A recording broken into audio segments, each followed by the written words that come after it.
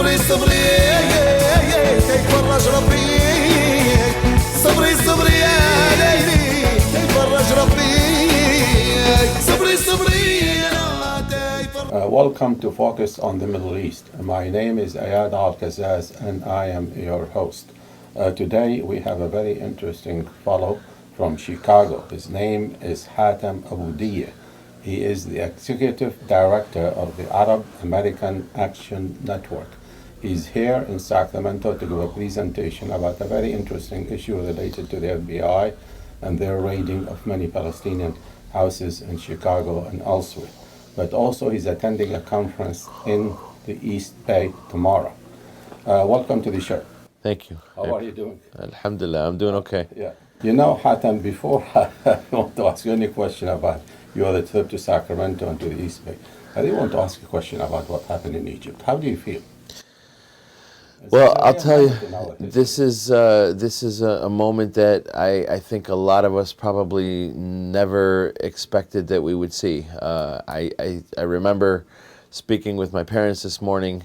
My mother was not around when the 52 revolution happened in Egypt, but my father was, and he remembers it vividly.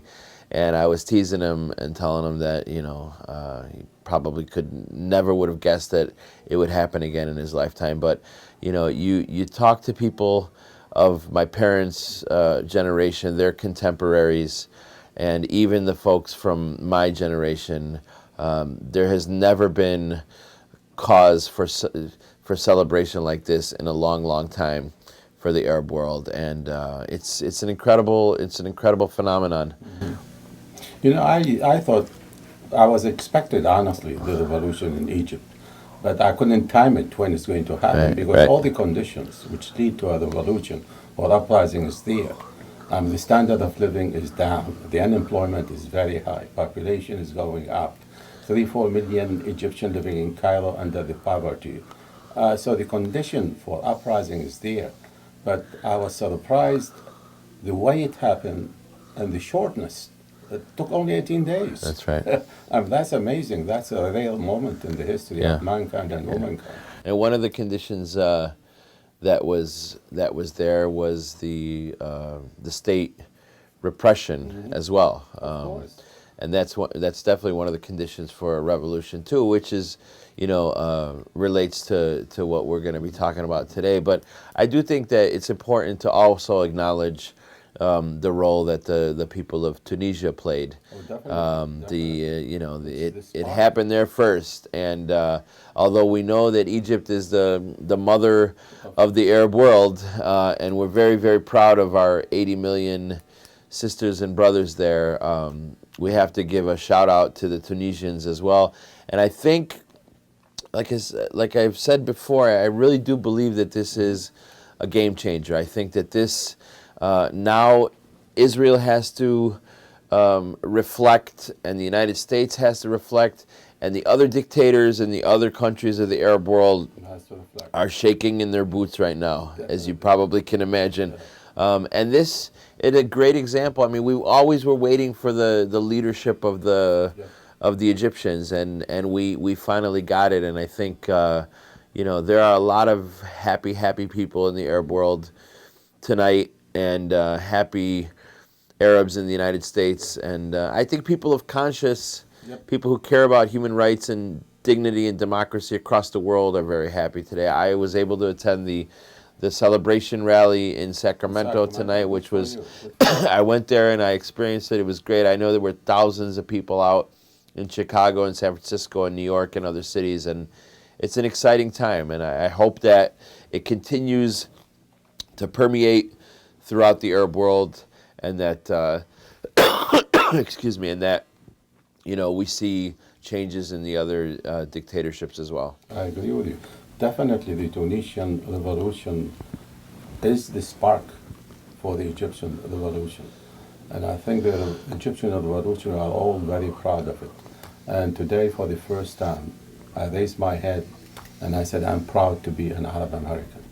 And I think this is the case with all the Egyptians, all the Arabs. And the Egyptian revolution is going to ripple all over. It's going to have an impact everywhere in the Arab world, in the Middle East, and in this country and in Israel. I think so. I guess the subject matter is not. So I'd like to go back to the reason why you are here. But before you tell us why you are here, can you give us more background? Excuse me.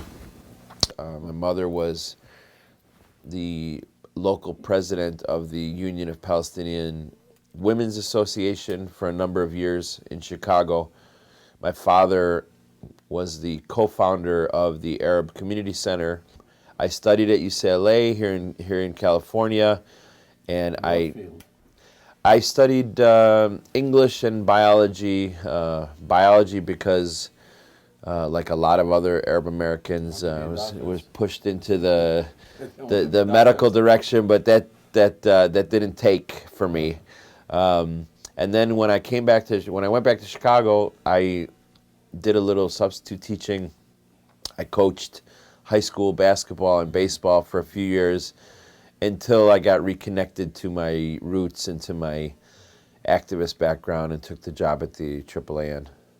Well, how big is the Arab American community in Chicago, and to be exact, also the Palestinian community in Chicago? It's hard to gauge the exact numbers because, as you know, the census doesn't count us very accurately. But the Arab American Institute and local researchers have done some studies and found that there's approximately between 250 and 300,000 Arabs in all of Illinois, but the majority of them are in the Chicagoland area. And then of that majority, 70% are either Palestinian or Jordanian.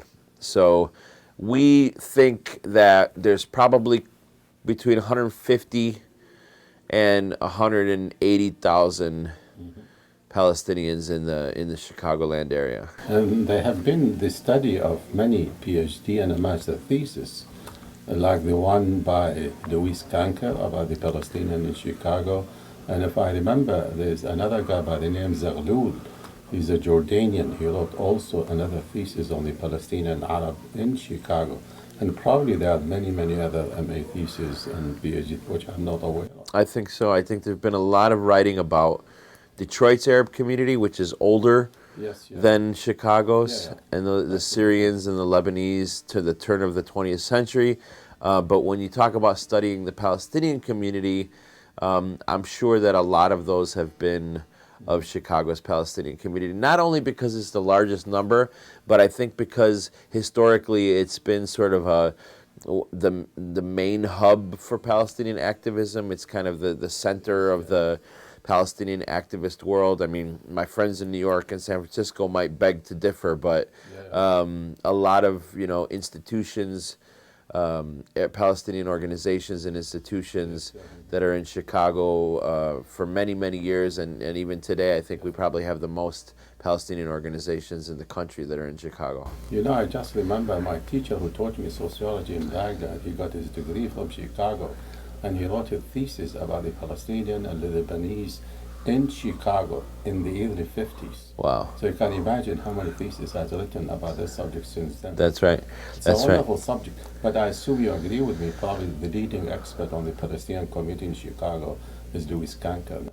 I think so. Yeah, Louise is actually on the board of the Arab American Action Network. She's a prominent researcher. I think she is the leading expert in the community. She's written the community needs assessment that was published in 1998 for the AAAN, and she just published her first book called Homeland Insecurity, the Arab and Muslim American Experience After 9/11, and based on a lot of research in Chicago, and that's mostly with, again, the Palestinian community in Chicago. That would be an interesting book to read for the listener or the watcher. I think people should read that because that's, that was a labor of love for her. She's a close friend of the community. She's been for 30 years, but it also gives you a very clear idea of what the racialization of our community since September 11th, this concept of profiling. We call it racial profiling because I think by doing that, we showed unity with other communities that are racially profiled, like the Black and Latino community. But in essence, it's really national profiling. They profile us because of our nationality, and religious profiling. They profile us because of our Islam. So, but it's a fascinating book, and people should read it definitely. I really look forward to read it. I'm going to make sure to get hold of the book Great. as soon as possible. Now, let me ask you another question. How do you become involved in the Palestinian issue? I know you are of Palestinian origin, right? Right. But there are a lot of Palestinians. They are not as active as you are. Yeah. So what motivates you? You know, nobody's asked me that question in a long time, and I'm glad I did. I am glad you did, because there's an interesting answer, and I think it actually happened in this state. You know what? It happened at UCLA, because I'll tell you, we used to have. I'm going to have the opportunity to see these friends of mine on Sunday, because I'm going down to LA for an event as well. But what happened is we used to have a gathering of a bunch of close friends in my third or fourth year of college, and every month we would have dinner, and the rule was no TV, little bit of radio, and political discussion. So. And people were all across the political spectrum. There were some liberals, actually there were some right-wingers in our group, and there were people like me that were probably left of center, you know, progressive and that sort of thing. And so we used to have these political discussions, and one time it got really, really heated, and a woman who I was very, very close friends with, and I really, at that time, really loved her to death, and we were super close. She said to me, she's like, you know what, Hatem, I'm really sick and tired of you talking all the time, and your arguments, and your rhetoric. It was the first time somebody challenged me like that, and I realized at that time, you know what, I was a rhetorician, and I That's a new word. yeah, and I wasn't an activist. Mm-hmm. And even at UCLA at that time, there was a little bit of excitement. It was 1991. I was there. The war started. I marched in a protest, but I never did much more than that.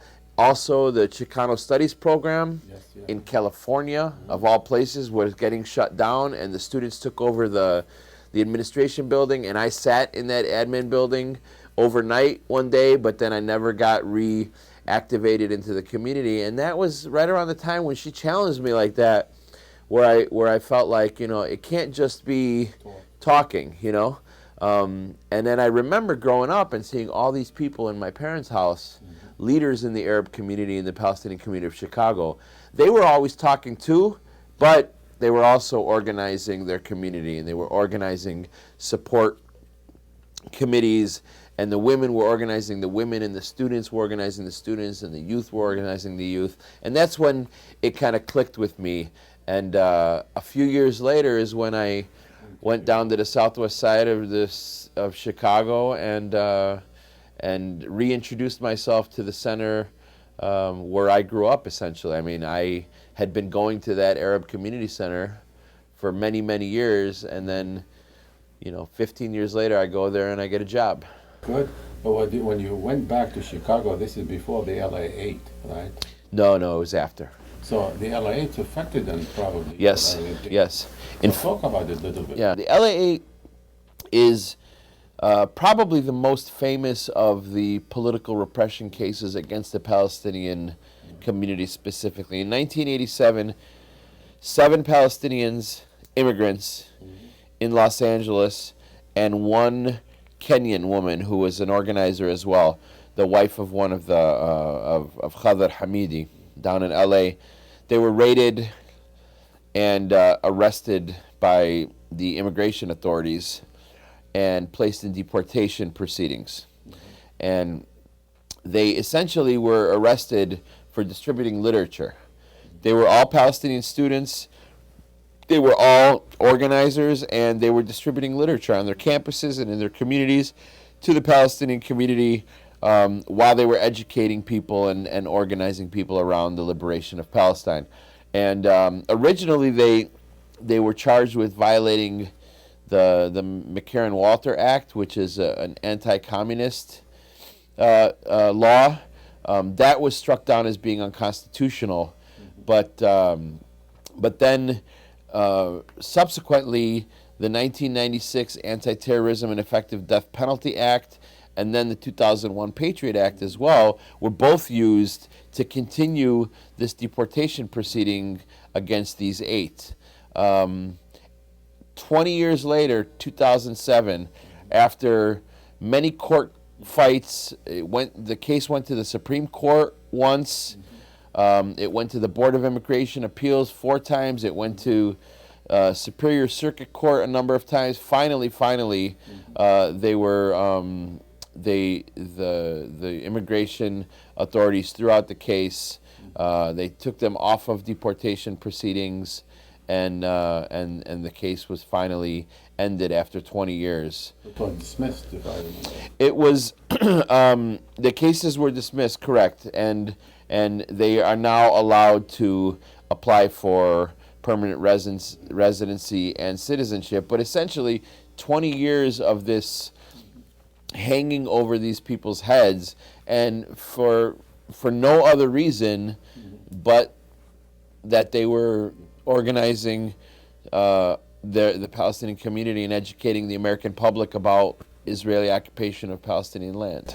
This one of the people was Mike Shahada. Michel. Oh, Michel Shahada. Yes, sir. Who later on became the representative of the ADC in San Francisco. Correct. And who later on who disagree with them and they dismiss him. Correct. For his political view and for his Correct. activism. Correct. In fact, the other San Franciscans who were part of the ADC when that challenge with the National was happening, basically dissolved the ADC in San Francisco and formed the Arab Resource and Organizing Center, which is a really dynamic organizing cooperative in San Francisco run by Arabs, and they are leading the local Bay Area support work around the issue of the FBI repression. So Michel Shahada is still in San Francisco. Michel now is the executive director of the Arab Film Festival.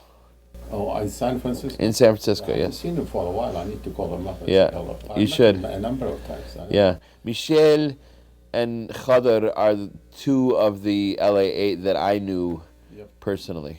Yeah. I met Michel either in the ADC or in the Arab University graduate or some other meetings.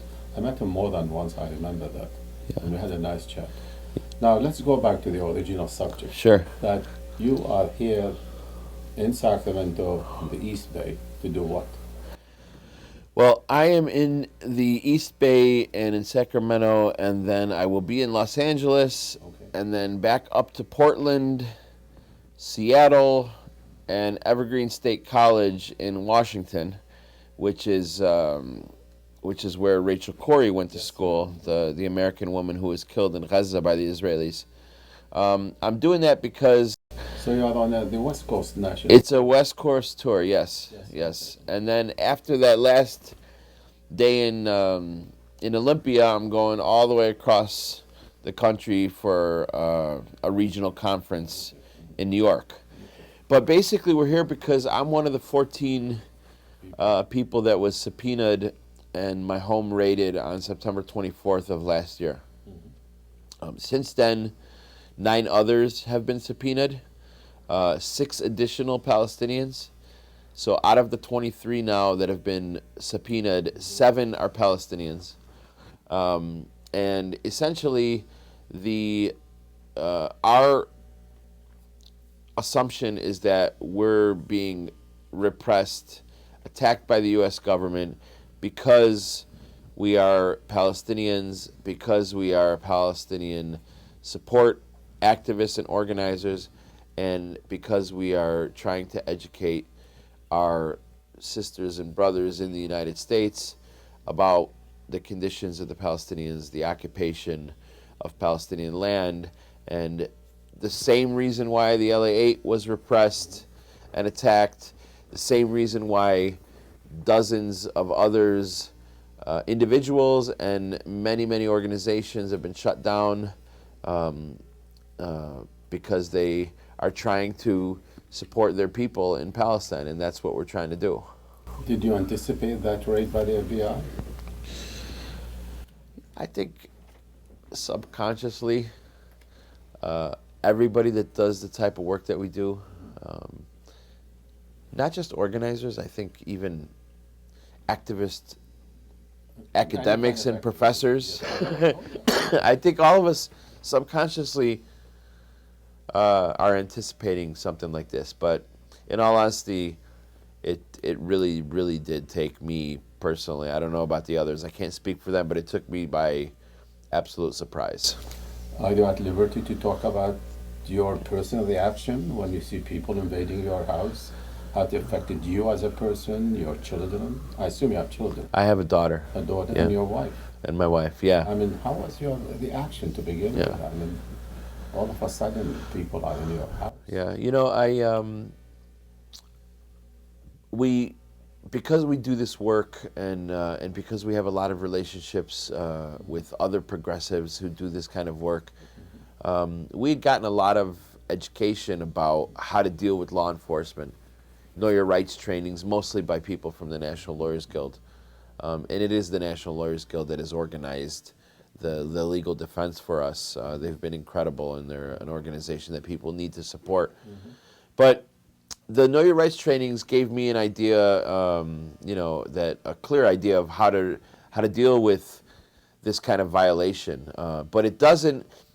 They teach you how to deal with it intellectually, but not psychologically and emotionally, because it was terrifying. And what was even more terrifying was that I wasn't home at the time that it happened. My wife and my 5-year-old daughter were alone. My mother is battling cancer, and I was with her all night in the hospital.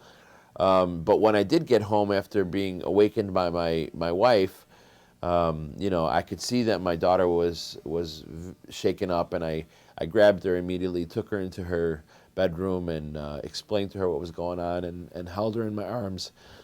My wife was shaken up as well, and then I went directly to the agents, asked to see the search warrant, read it very, very closely, and then began to follow them into the rooms of my home to see what it is that they were taking, which is another thing that I learned from the trainings, is try to catalog what it is that they take. But they wouldn't allow me to do that for very long. After a couple minutes, they told me, you cannot follow us into these other rooms, and they basically banished me to a corner of my living room.